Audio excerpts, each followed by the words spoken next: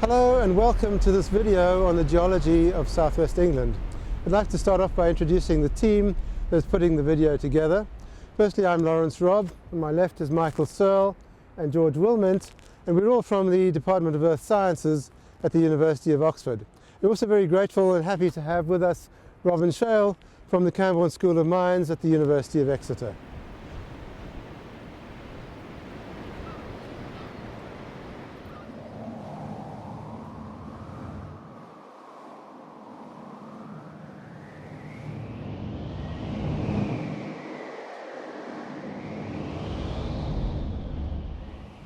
Welcome to video number 2 of the virtual Southwest England field trip. So in video number 1, we looked at the lizard complex ophiolite, which is the ophiolite complex, a slice of oceanic crust and mantle in place from the Rheic Ocean in the south, northwestwards onto the Avalonia continental margin, the previously passive continental margin of southwest England. What we're looking at in this video is the Cornubian granite batholith, which is happening right at the end of the Variscan orogeny in the Permian. So we've had a long period of compressional tectonics in the early Devonian, the late Devonian, and the Carboniferous, where the rocks were shortened, and then there was superimposed an event of extensional tectonics, during which the granites were placed along this great batholith.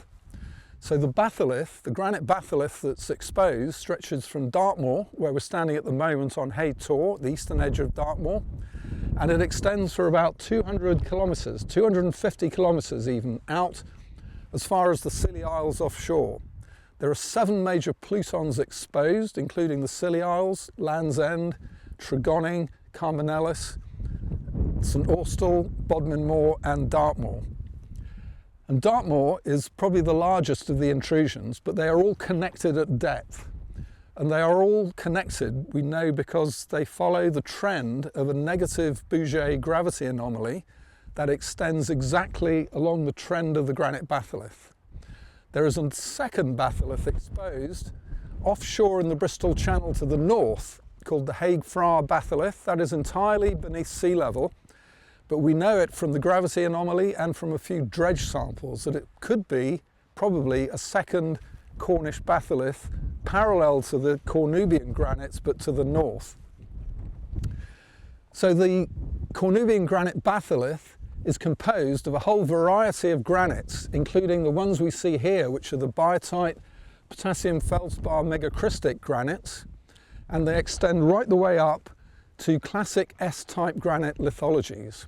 Biotite tourmaline granites, lithium mica tourmaline granites, and topaz granites, and even fluorite granites in the late stage. And we'll see each one of these intrusions on this video, on this field trip, as we go further south towards Tregonning and St Austell. So these granites are very famous for their tin mineralization, which is characteristic of S-type granites, sedimentary derived melted granites. And there is a big debate whether these granites are S-type or I-type or even A-type, alkali-type granites. So they have characteristics of all of them. The most characteristics they have belong to the S-type granites, which are the mineralogy, biotite, muscovite, tourmaline, lithium micas, topaz are all classic S-type granites, granites derived from melting a sedimentary source. They also have a few characteristics of I-types, unusual enclaves of hornblende-bearing meta-igneous rocks that are very rarely seen, but are exposed here around Hay Tor on Dartmoor. So most of the characteristics are S-type, but they do have some I-type characteristics. Also their plutonic form, there's no doubt that these are very intrusive diapiric intrusions that reach up, almost up to the surface. The contact metamorphic aureole around the cupulas of the granite that we'll see at Land's End have pressures only 1.5 kilobars, which is literally 3-4 kilometers depth. So they intruded up from the middle of the base of the crust right up to high structural levels. The other fascinating thing about these granites is that their timing is approximately 20 million years. They range from about 295 million years to 275 million years, entirely Permian, and they are exactly the same age as a whole series of lamprified dike intrusions that occur around the margins of the granite batholith. And we see these lamprifiers in the Exeter volcanic series, and those lampriferic rocks are much more related to alkaline intrusions. So this granite is very contentious. It has characteristics that, a lot of characteristics compared to S-type granites. It has a few characteristics that may be related to I-type granites, and some that could even be A-type granites. So the debate is ongoing, and it's quite probable that you can't pigeonhole these into any of the categories. They span all three of them. But whatever they are related to the final stages of the Variscan orogeny. And over towards Exeter, just over there, there is a major unconformity at the top of the Permian, where the Triassic red beds of Devon are unconformably over the whole series, and that marks the end of the Variscan orogeny.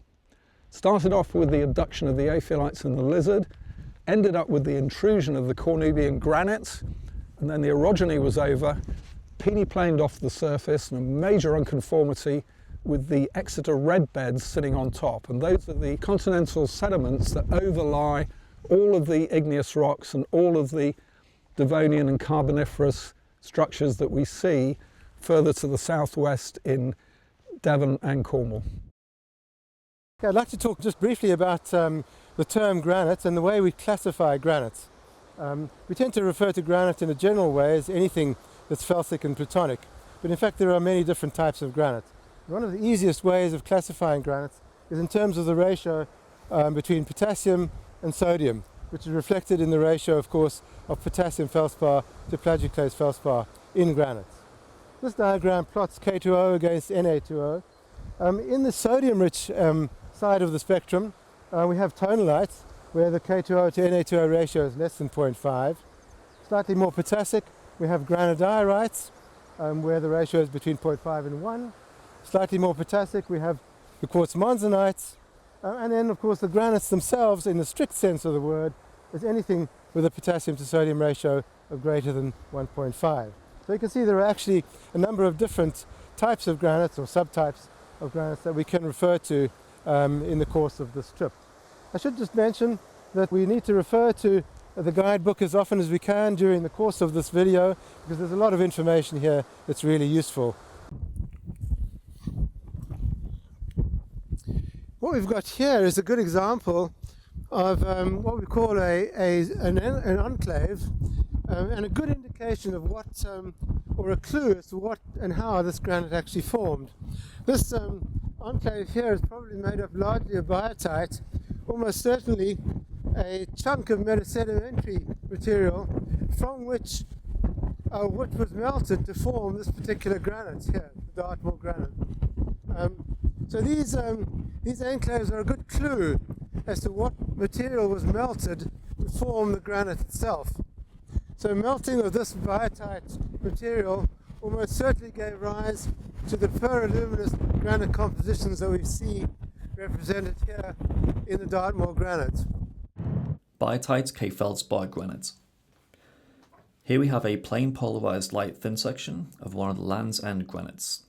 It's a biotite and K feldspar bearing granite. The rock itself is mostly made of quartz and both feldspars. Plagioclase is in the rock too. And in this thin section, you can see that it's actually been broken down significantly post-solidification. This is a common feature of feldspars. They often break down when water is around. The rock also contains biotite. These are the brown crystals in the corner of the slide. They have zircon inclusions within them. You can see this black halo around them. And it also contains some brown coloured tourmaline.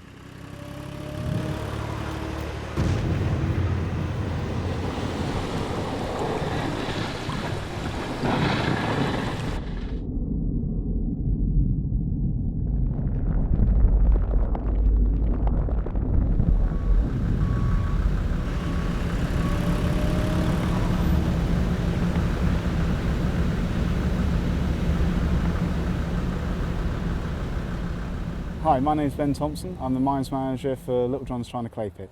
We're in the St Austell granite within the Cornubian batholith, and this is the lithium mica part of that granite. The granite intruded into the chylus, which you can just see over the top and far side there. We can also see some quartz tourmaline veins that are running north-south. The quartz tourmaline veins are important because they play an important role in the kaolinization of the granite, where we can see plagioclase and orthoclase feldspars being weathered into kaolin. At depth, we're very structurally controlled by those quartz tourmaline veins. As we come up nearer the surface, when the granite cooled, it fractured, and that caused some meteoric water to come in, get heated up by the granite, and that also helps with the kaolinization at the surface. So at the surface you can see that we have some very widespread kaolinization, but as we go into the bottom in the sink, we find that the kaolinization becomes more structurally controlled. Well, we're sitting here in the middle of the Willment pit, at the bottom of it in fact, right in the middle of the St Austell granite, which is obviously part of the Cornubian batholith, this large 290 million year old series of granite intrusions in Cornwall and in the western part of Devon. So we're at the bottom of the St Martin pit, as I've said, and Willment pit, owned by Imerys, which is the company that mines all the kaolinite in this part of Cornwall. And this particular pit, as you can see, it's made up of all this white material. Originally all, of course, the St Austell granite, but now, of course, highly kaolinitized. Kaolinitized, in other words, altered from the original feldspar minerals to kaolin, which is obviously the main clay mineral that is being exploited in this part of the world, and by a series of fluids that actually have altered the granite from its original state. So the granite here originally was made up of potassium feldspar, plagioclase feldspar, quartz, and biotite. But most of what we see in this particular location is the two feldspars in particular that have been altered to a clay mineral, and that clay mineral is predominantly kaolin. There are a few other little minor clay minerals like smectite and montmorillonite in this pit, but essentially those are pretty insignificant. The main alteration product here is the mineral kaolin, and so the rock is what we would call a kaolinite. So if we have a look at these rocks, this particular rock is a really good example of what is being actually mined in this open pit. And as you can see, this is a granite. You can see a beautiful potassium feldspar megacrust right there in the middle, but if you actually pull this rock up, you'll see that it's completely friable, breaks up into essentially clay. This is the end product of the alteration events that we've seen here. The initial alteration is represented by this particular rock here. This is in fact a quartz tourmaline rock, or a tourmalinite, and this is the very first product of alteration. Early high temperature fluids came through the granite, altering this particular part of the granite to an assemblage of quartz and tourmaline, giving this sort of striped black and white tourmalinite. Subsequent to that, as the granite was exhumed and as the hydrothermal fluids cooled down progressively, so you got more and more alteration. The fluid to rock ratio increased, and the rock became more and more friable, and eventually all the feldspars were altered to kaolinite. And of course that's really the end product here, this series of alteration events that has given rise to essentially this part of the St Austell granite being completely altered to the mineral kaolin. And of course it's the mineral kaolin which is being exploited here by Imerys as essentially China clay, and that clay of course is being used in a variety of products around the world and around Europe and around the UK, for ceramics, for medical purposes, and for a variety of other reasons and products which the clay is being used for. So here we're looking at a major mining operation essentially to exploit what is really simply a small alteration product of this major granite intrusion. And I might just point out that the value of the clay minerals actually far exceeds the combined value of all the combined tin and tungsten production that took place over essentially many centuries in this part of the world. So really the most valuable product that we're looking at in this part of the world is in fact the clay.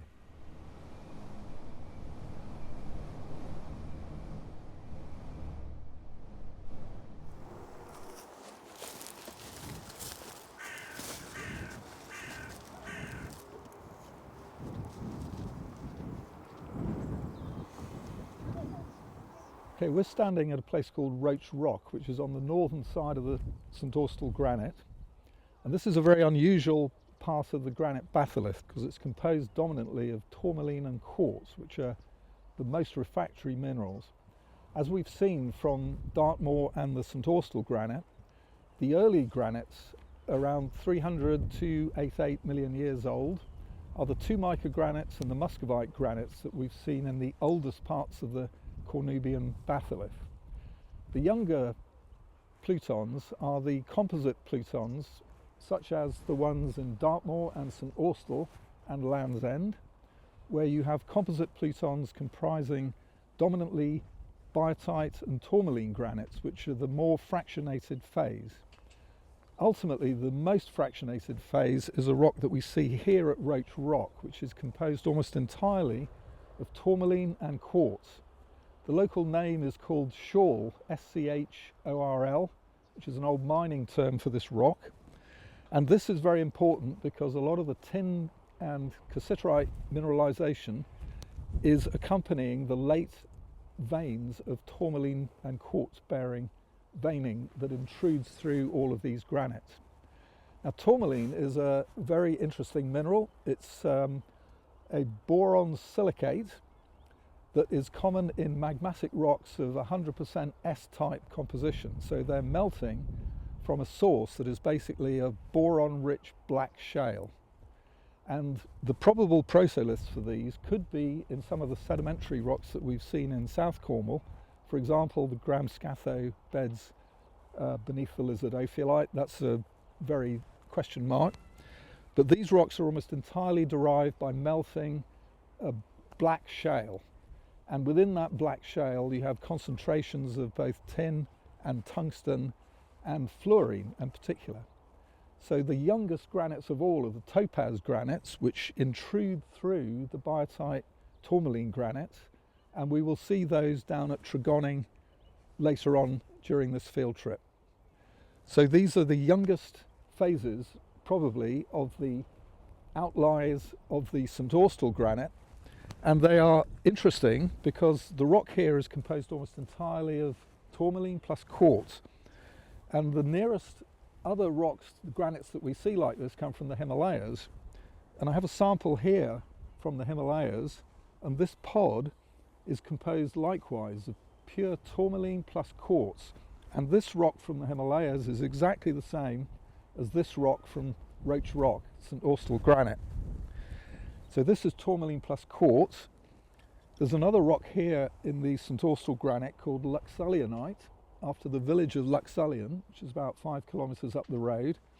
And this black mineral here is tourmaline, and these are potassium feldspars. So we not only have quartz tourmaline, but we have potassium feldspar plus tourmaline plus a little bit of quartz. And these rocks again are very unusual. They're highly boron rich, and they're associated particularly with volatiles like fluorine and lithium and late stage topaz granites associated with these. Most importantly, these are the host rocks for a lot of the tin mineralization that we will next see down at Cligga Head. Tourmaline quartz granite. This thin section here shows a plain polarized light view of a tourmaline and quartz-rich granite. On the right-hand side, we have big, greenish-brown tourmaline clusters within a quartz-rich matrix. On the left, we have a finer crystalline groundmass of quartz, plagioclase, K-feldspar, and biotite, with some small yellowish tourmalines scattered about as well. This is from one of the granites from the Land's End Peninsula. What we have here is a schematic diagram of a granite pluton generated by partial melting in the lower crust. In this particular case, and what's applicable, I guess, to Cornwall, is that the lower crust here probably had a whole lot of metasediments in it, possibly in upper amphibolite, granulite, facies grade, and some of those metasediments might originally have had a little bit of tin. So when you melt these metasediments to form a granite pluton, an S-type granite pluton like applies to Cornwall, we would obviously expect there to be some inheritance of tin in the magma itself. So if we turn our attention to the granite magma itself and look at the crystallization process, we would expect, because most of the heat is being lost to the sidewalls, we'd expect crystallization to occur from the margins of the plutons inwards. So typically, the first formed crystals in a granite pluton would be on the margins, and perhaps on the roof and the edges, and it would crystallize progressively in towards the middle. So the most differentiated part of the magma pluton would be in the middle of the pluton itself. Turning our attention to, let's say, the occurrence of tin and also the presence of water. Dissolved in the magma before water saturation takes place, the water typically is dissolved as either OH minus, the hydroxyl ion, or as H plus, the hydronium ion. And this is how water occurs in a dissolved state in the magma. As you progressively crystallize, though, the water content in the residual magma will start to increase. And likewise, the tin content, the incompatible tin, will also start to increase. So in towards the central parts of the pluton, water and tin are increasing in concentration. At some point, the hydroxyl and the hydronium ions combine, and you actually have a separate water phase developing in the magma itself as H2O. And that water forms little droplets, and these droplets start to move upwards, and in so doing, they scavenge the tin from the magma. The tin goes into solution in the water, presumably as tin chloride or some soluble complex, and so the tin gets concentrated into the aqueous phase as well. The water moves upwards and very often into fractures, and what it does is the water reacts with the country rock and with the granite, forming alteration, and it also precipitates as quartz veins. So the water, the evidence, the proof that there was a phase of water in the granite is effectively the quartz veins themselves and the mineralization that they occur. So the tin and the tungsten get concentrated into the quartz. The quartz veins can either occur in the top of the granite. They sometimes fracture and move out of the granite itself. So you get endogranitic quartz veins and exogranitic quartz veins. And it's these quartz veins which are effectively the focus of mining activity in Cornwall. It's these sheets of quartz veins with their associated cassiterite and wolframite mineralization that is being mined here and at many places throughout the Cornubian batholith. And in these quartz veins, we have the concentrations of cassiterite, tin oxide, and wolframite, and it was those two minerals in particular which were the focus particularly of early mining activity in Victorian times.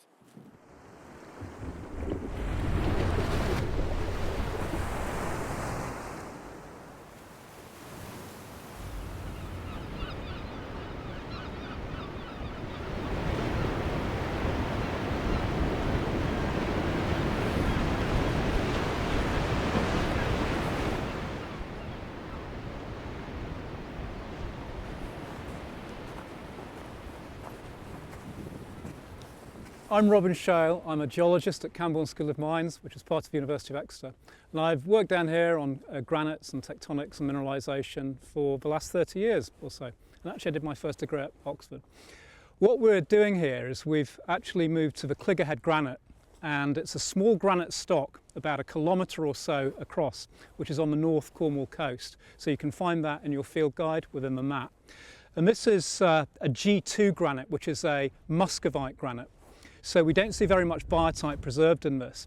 And this is an iconic location because what we're seeing here are a series of fractures which are running through the granite. And those fractures have allowed the passage of high temperature fluids. And they have brought about the alteration on their margins to develop what's known as a greisen. Now, a greisen is a style of what we call wall rock alteration. It does what it says. We're altering the margins of the fractures, their wall rock. So what can we see in terms of the granite itself? We can see some larger feldspars, which are potassium feldspars, alkali feldspars. We can also see quartz in here. And then we see this area where we can no longer see those feldspars preserved. And the reason for that is they've been replaced. And this term greisen is a German term that's used to describe the replacement and the replacement is actually a mixture of secondary micas, it might be secondary quartz, plus it might have topaz within it. And the temperatures of the fluids which have passed through here are really high temperature, probably 300 to 400 Celsius. And the reason that we're interested in these styles of alteration is that the vein fill often includes minerals such as wolframite, which is the main tungsten-bearing mineral within these rocks, and cassiterite, which is a tin-bearing mineral. So what we have here is an example of where historically we've actually extracted tin and tungsten out of these rocks in both underground and near surface settings. And the economics of tungsten mean that typically is when we're at war with other nations, such as Germany, because it's not normally been economic to produce large volumes of tungsten. So this is an interesting location, both from the production of minerals historically, but also the processes that give rise to this mineralization. The age of these granites, this has been dated precisely very recently by Tapster and Bright as 285 million years old.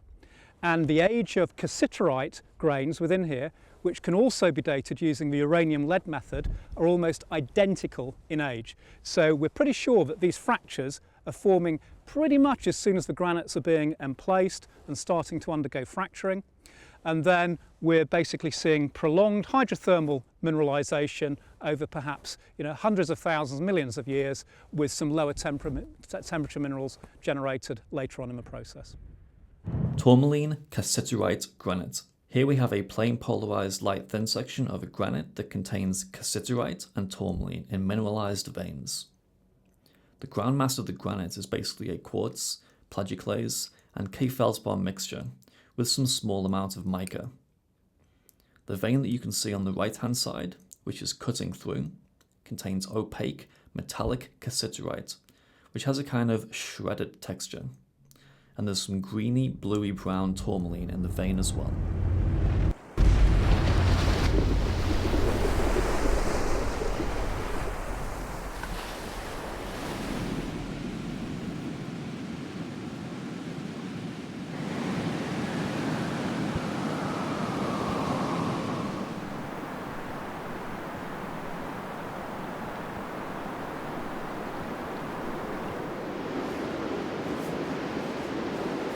We're standing here at the northern end of the Land's End granite, and fascinatingly enough, in between the two, right on the contact, as you can see behind me, the site of an old tin mine.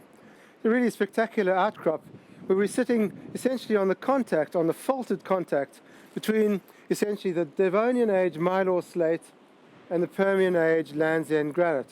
If you look behind me, you'll see these adits and a well-defined faulted contact between the slate and the granite itself. You can see the fault from the vertical orientation of the quartz veins behind me.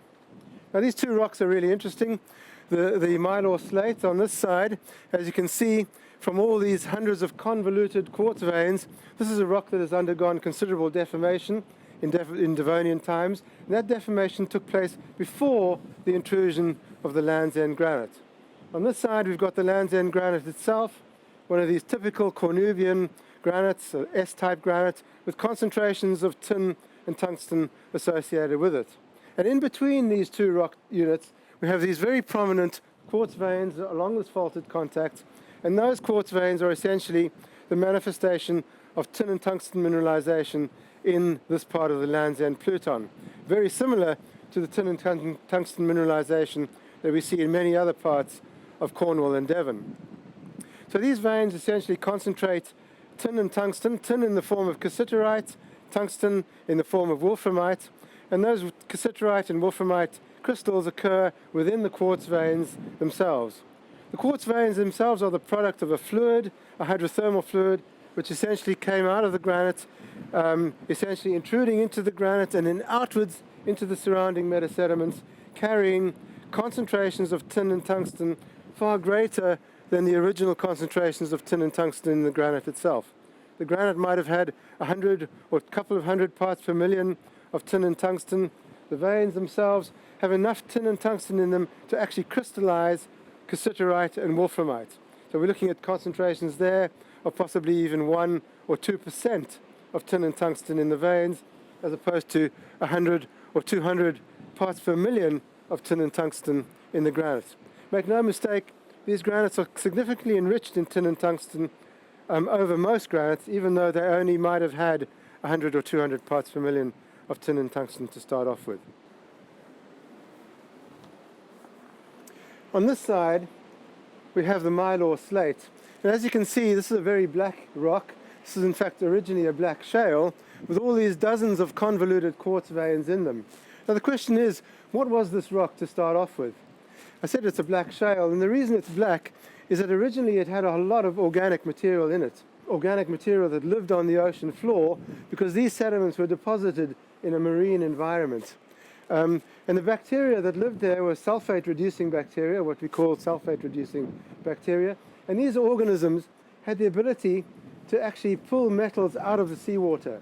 And one of the reasons that these black shales are so enriched in metal is because the original bacteria that were associated with these environments were actually extracting metal from the seawater. Things like copper in particular, lead and zinc, possibly even gold and silver. And in fact, if you look very closely at some of these veins, you'll see little specks of malachite, clearly indicating the enrichments of copper that exist in this particular rock type. And again, the concentration of metals in this rock was essentially due to the ability of these organisms to pull metal out of seawater and concentrate them in the sedimentary environments that were being deposited at that time. Here we have two good examples of the granites, which are typical not only of Land's End but of the Cornubian batholith as a whole. On this side we've got a very coarse-grained porphyritic granite, in which the potassium feldspars are really the prominent mineral. These big white cream-coloured crystals of potassium feldspar, which are often twinned, and in between them we have finer grained, slightly finer grained quartz in grey, biotite, the dark flakes, and probably a little bit of plagioclase, which you can't really see that well in between. This is a more typical granite for the Cornubian batholith, not porphyritic in this case, but again, the main minerals are potassium feldspar, biotite, quartz, and again, probably a little bit of plagioclase as well. So these are the two typical textural varieties that characterize not only the Land's End granite, but the Cornubian batholith as a whole. Okay, these rocks here are the Mylar black slates, which are the Devonian deep-sea sedimentary rocks into which the granites were emplaced. Remember, the granites are all Permian in age. These rocks are much older. These are related to the Rheic Ocean and much more related to the oceanic closure during the abduction of the lizardophyllite. So what we're looking at here are sedimentary rocks deposited in deep ocean, intruded by basaltic sills. This is a very thin layer of basalt which is intruded into the sedimentary rocks. And we see these rocks everywhere underneath the lizardophyllite all the way through South Cornwall. Now these rocks are highly deformed, and they're deformed as a result of initially the ophiolite abduction series and later the collision and closure of the Rheic Ocean. So what we're seeing here are manifestations of that crustal shortening after emplacement of the ophiolite. And there's a big fold here, which is a chevron fold. It's a zigzag fold. You can see the upper limb and this limb, and then it comes round like this. There's a lot of small-scale structures. This indicates crustal shearing and crustal shortening. And it was all of this deformation and the very low-grade metamorphism was imposed on these rocks prior to intrusion of the granite. So the granites cut all these fold structures here. You can see very nice bedding cleavage relationships in the small scale, and all of those indicate top to the northwest thrusting and shortening. And the early stages of crustal thickening top to the northwest shearing was superimposed by top to the southeast extensional faulting during the Carboniferous and during the emplacement of the granites in the Permian. Okay, these are the turbidites of the Gram Scatho, the Mylar Formation, and these are the sedimentary rocks into which the granites were intruded, and you can see that they're folded. They are very tightly folded around almost horizontal axial planes of the fold, and this indicates a deformation phase involving crustal shortening and crustal thickening after emplacement of the ophiolites and before emplacement of the granites.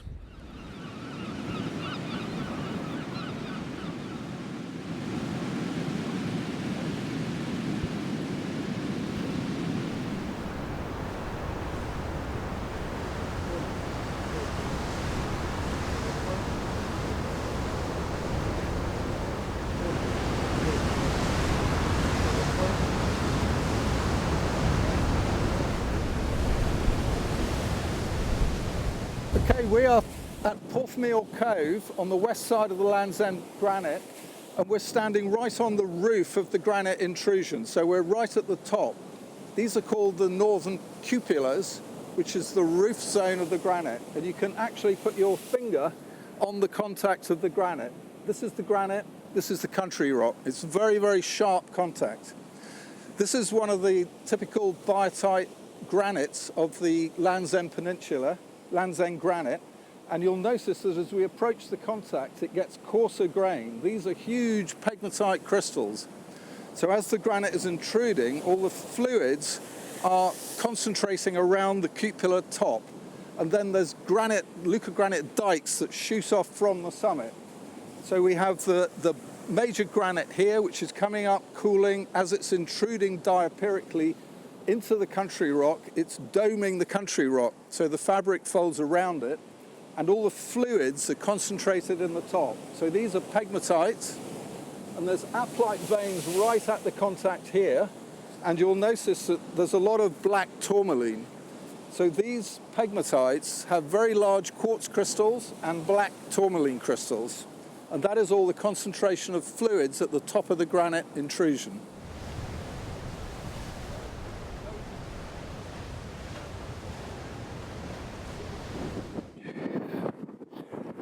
These are the fabrics cut by the granite top, and all of the fabrics are folded around the cupola. These are the quartz tourmaline veins, the pegmatites, where all the fluids are concentrated at the top, and an incredibly sharp granite contact right here.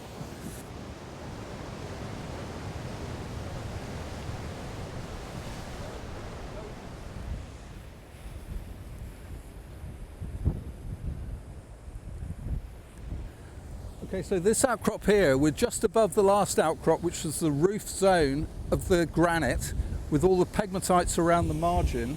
And we see here a series of aplite and pegmatite dikes which are emanating out of the top of the granite, intruding across the country rock. And you'll notice that they are cutting the fabrics in the country rock. They are most definitely intruded after fabric formation in the country rock. And you'll notice here that there's two sets of dikes.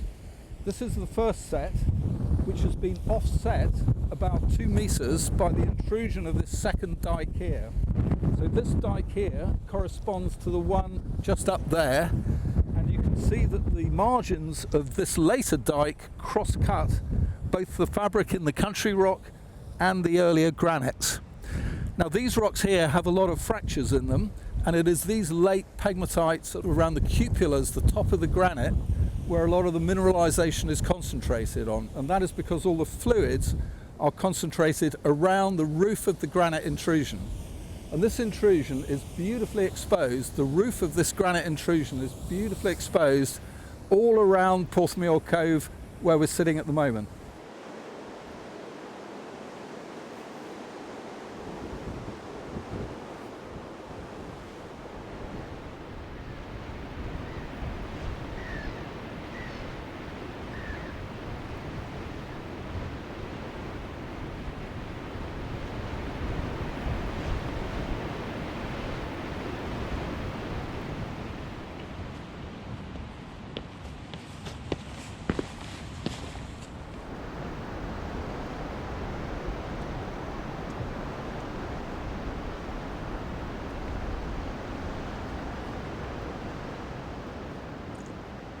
I'm going to talk a little bit about the classification of the granite types within the Cornubian batholith. The Cornubian batholith is huge, it's about 250 kilometres in length, and a minimum of probably about 7 kilometres or so in thickness. It was then placed over about 20 million years, and we have a series of different granite types that uses G1 through to G5, a series of different granite types. So these are the granite types that we're seeing near surface. Remember, we don't know what's going on at depth, but the granite types are as follows. The G1 granite are two mica granites, and those have got biotite and muscovite within them, and they're represented by the plutons of the Isles of Scilly, Carmenelis and Bodmin Moor at the current exposure levels. The G2 granites, the muscovite granites, are typically represented in small stocks, such as at Cligga Head and such as at Hemerdon, which is a major tungsten resource. The G3 granites are biotite granites, and we see the dominance of biotite over muscovite as the mica. And those are represented within Dartmoor, within the eastern side of the St Austell granite and Land's End. Now, the G3 granite magmas differentiate to give tourmaline granites, the G4 granites, and those are often found in areas where we have significant tin and copper mineralisation. And finally, the G5 granites, or the topaz granites, are areally quite restricted, probably about 3% of the surface crop of the batholith, and they're represented in the St Austell granite and within the Tregoning granite. And all of this later episode of magmatism, after the G1 granites, occurred from about 286 through to about 274 million years.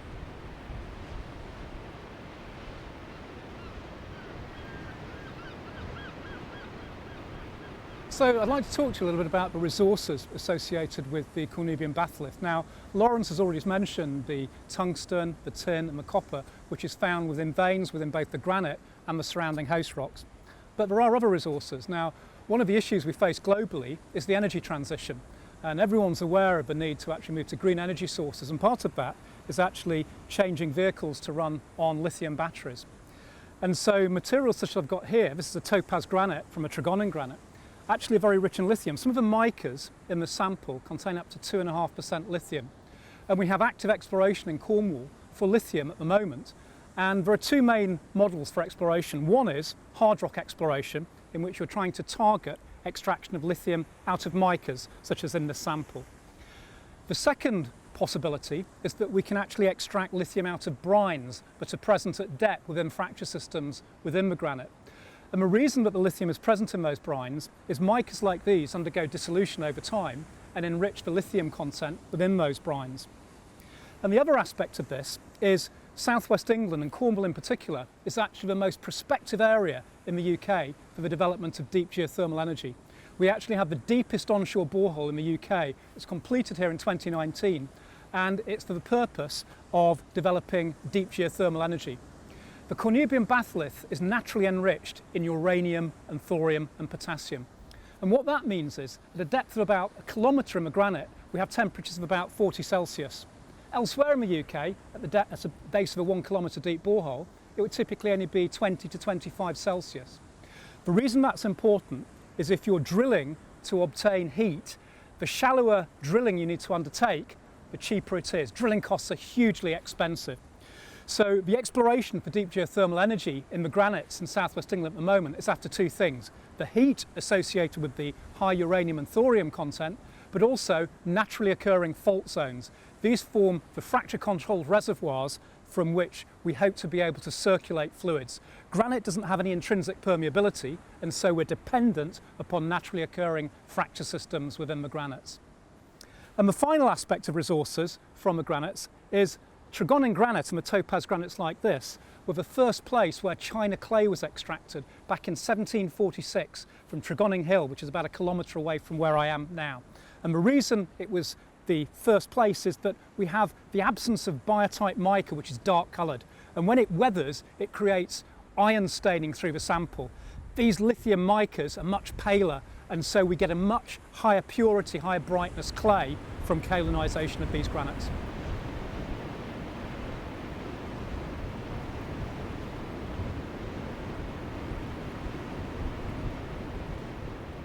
These are classic examples of the high temperature, low pressure contact metamorphic aureole around the Tregoning granite. So as the granite was intruding, the temperatures of magmatic intrusions were anywhere between 600 and 750 degrees centigrade. It cooked up, it baked the country rock around them. Now the country rock was the Devonian Mylor slates, and these were black shales and turbidites, and they produce characteristic minerals that are typical of contact metamorphism, so high temperature but very low pressure. These rocks, these are cordierite and thopholite bearing hornfells, and these are andalusite crystals. So we have cordierite, andalusite and thopholite, three minerals characteristic of high temperature, low pressure metamorphism. The pressures and temperatures coming out of these rocks are about 600 degrees Celsius and 1 to 1.5 kilobar pressure, which is ridiculously shallow. So the granites were intruding right up to within 3 or 4 kilometers of the Earth's surface at that time. Cordierite and thopholite hornfells. This thin section in plain polarized light shows a hornfells from around the Land's End contact metamorphic aureole, and it's a very unusual mineralogy. It's what we would call a cordierite orthoamphibole gneiss, or hornfells. In this particular sample, we have pale coloured clusters of cordierite, ilmenite and quartz, and the matrix is rich in anthopholite, which is an orthoamphibole, biotite, plagioclase and quartz. The second rock type we have here is an andalusite hornfells, again a contact metamorphic rock, high temperature, low pressure. Andalusite is an aluminium silicate, Al2SiO5, and it's the same mineral as the higher pressure kyanite and the higher temperature sillimanite. And these rocks are characteristic of contact metamorphic aureoles in mudstones.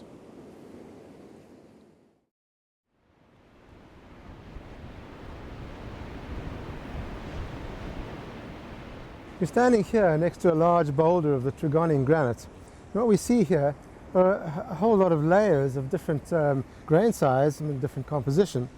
So the granite, the remnants of the granite you can see here on either side, and these coarse grained veins here of course are pegmatites, and the finer grained veins are what we call aplite. And the difference between an aplite and a pegmatite really relates to the presence again of water that is exhaled from the granite as it crystallizes. So this granite has been crystallizing progressively over time, and these residual sort of highly differentiated bits of melt are represented by the pegmatite and the aplite. At the same time, as the granite melt fractionates, water appears. And the presence of the water again is indicated by the existence of these pegmatite veins. So the pegmatites are dominated mainly by feldspar and quartz, the big crystals that you can see. But in addition, we see these blades of darker material. These are almost certainly blades of tourmaline, representing concentrations of boron in the pegmatite itself. So the aplite is probably the late stage differentiated melt without there being any actual water present, but the pegmatites almost certainly represent the final bits of crystallization in the presence of actual water that has exhaled from the magma itself. For that reason, the mineralogy of these pegmatites is very often quite exotic, dominated by feldspar and quartz, as is the aplite. But very often you get blades of tourmaline, for example, and sometimes very exotic other minerals as well. Minerals that contain beryllium, lithium, and so on. So these pegmatites are really the very final stage of crystallization of a granite in the presence of an aqueous fluid phase. And the reason that the mineralogy of these pegmatites is often so exotic is that it's the fluid phase which often brings these incompatible elements like beryllium, boron, lithium, cesium, and tin and tungsten, of course, and concentrates them in those very late stages.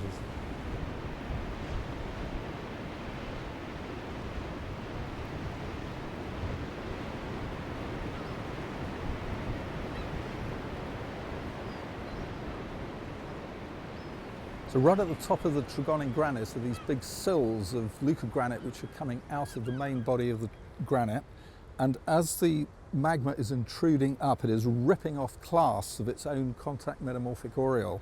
These rocks here are the cordierite hornfells that we've seen before, and these are completely surrounded by the granite, and both the granite and the hornfels xenolith is cut by one of these late pegmatite dikes, and you can see that they're composed dominantly of black tourmaline and white quartz.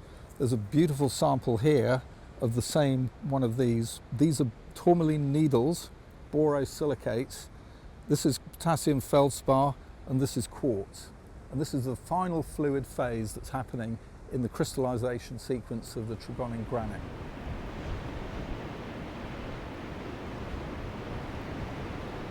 So I'd like to talk a little bit about the history of mining. So there's a record of us trading with Mediterranean areas going back to pre-Roman times. So this part of Britain was actually civilized and had trade routes with the rest of Europe before the Romans invaded. Now, history of mining is largely dominated in the early stages by tin production.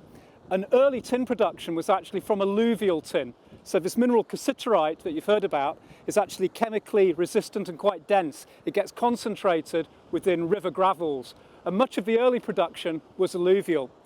But then as we start to move past the Middle Ages, we start to see deeper mine openings being created for tin. And the Industrial Revolution changed everything. Whilst it wasn't primarily tin that was being extracted, it was copper, there were huge profits to be made. And we see the introduction of steam power. Why? Because the biggest problem of mining in Cornwall is any hole that you make fills up with water, and your mining was limited by what you could do in terms of pumping and keeping the mine dry. So the Industrial Revolution, when steam power actually allowed mines to actually work to deeper and deeper levels.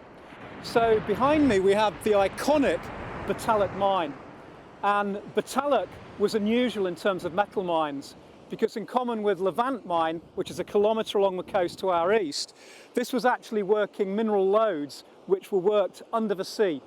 We actually have a diagonal shaft here which went 700 metres out to sea, and it was actually working for both copper and for tin in both the metasedimentary rocks at surface and the granites at depth. The engine houses you see here were at their peak in the 1860s. But mining is a globalised trade, and by the time we moved to the left part of the 1800s, the 1890s, this whole area had moved from an area of massive employment to one where most of the mines were being shut. We then have a brief resurgence in the early part of the 1900s. We actually have mine infrastructure around here which is showing reinvestment and reopening of mines, but it was short-lived. The mines closed before the First World War. So mining on this stretch of coast actually persisted until 1990. Giva mine operated here until 1986 and then a little bit beyond to 1990. What was so special about 1986? Because this is when all Cornish mining started to come to an end. And the reason for that is the tin price had been kept artificially high throughout the 1960s, 70s and the early 80s by a cartel. It was buying up tin coming onto the global market and then controlling its release so it could control the price. And in 1985, it all went horribly wrong, and they ran out of money to purchase tin off the global market. And overnight, we had a 2/3 reduction in the price of tin. And that meant the modern Cornish mines that were working, so that's South Crofty up in the Camborne Redruth area, Giva along the coast from here, and Wheel Jane, all closed within a space of 13 years. The last Cornish tin mine was South Crofty mine. It closed in 1998. So this is an area that's seen boom and bust. It's actually due to basically global variations in price. And we're actually at the start of potentially a new boom or mining supercycle. The resource was never depleted here in southwest England. We still have tin, we still have tungsten, and what we're seeing is a new wave of exploration to try and see if economic extraction of these minerals once again can take place in southwest England.